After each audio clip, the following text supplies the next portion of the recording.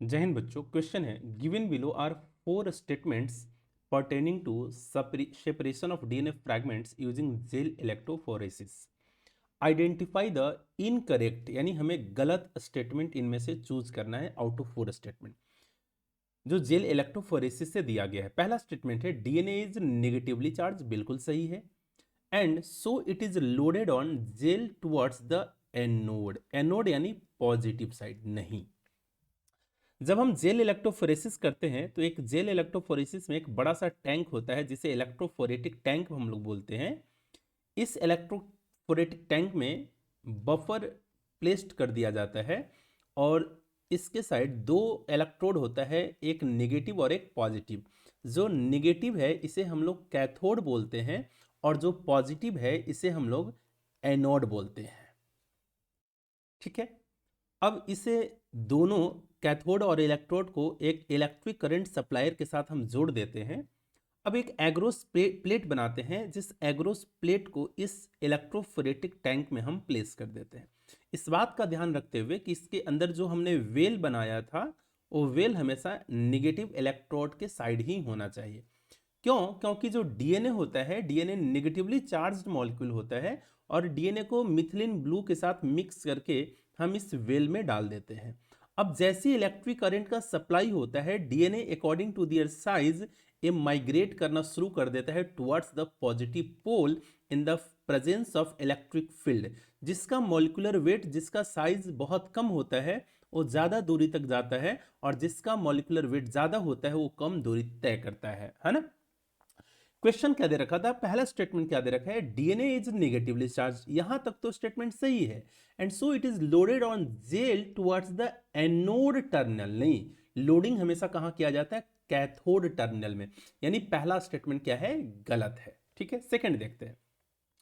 DNA fragments travel along the surface of the gel. ठीक है, बिल्कुल सही बात है।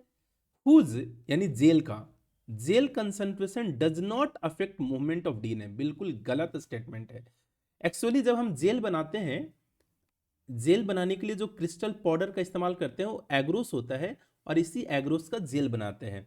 इस जेल का हम स्पेसिफिक कंसंट्रेशन बनाते हैं 0.7%, 0.9% एटसेट्रा, है ना।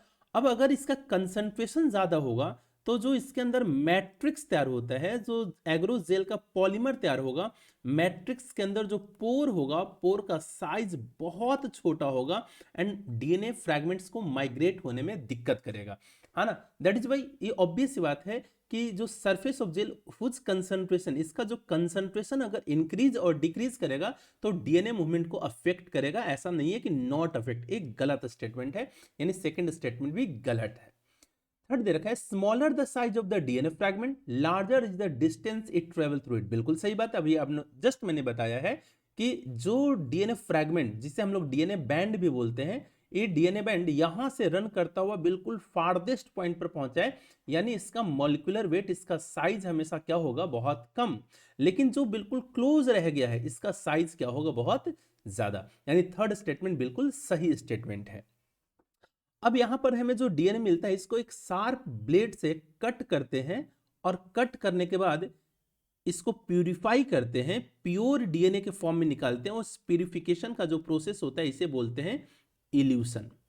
अब इस जो एग्रोस प्लेट में हमें डीएनए जो है प्रेजेंट है, ये नॉर्मली नेकेड आई से दिखाई नहीं देता है। ये एग्रोस जेल के अंदर दबा रहता है, उसी के अंदर फंसा रहता है, प्योर फॉर्म में हमें नहीं दिखाई देता। जब हम अल्ट्रावायलेट लाइट देते हैं तो नो डाउट इथिडियम ब्रोमाइड के प्रेजेंस के कारण, ईटीबीआर के प्रेजेंस के कारण ये हमें ब्राइट ऑरेंज कलर का दिखाई देता है, लेकिन सिर्फ प्योर फॉर्म में हमें डीएनए दिखाई नहीं देता। डीएनए को प्योर फॉर्म करने के लिए एक प्रोसेस होता है, जिस प्रोसेस को हम लोग क्या बोलते हैं? इल्यूशन। स्टेटमेंट देखते हैं।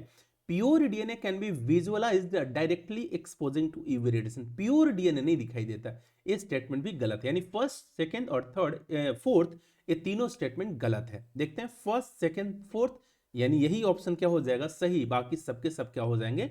गलत। यानी करेक्ट ऑप्शन क्या होगा? ए। Best of luck.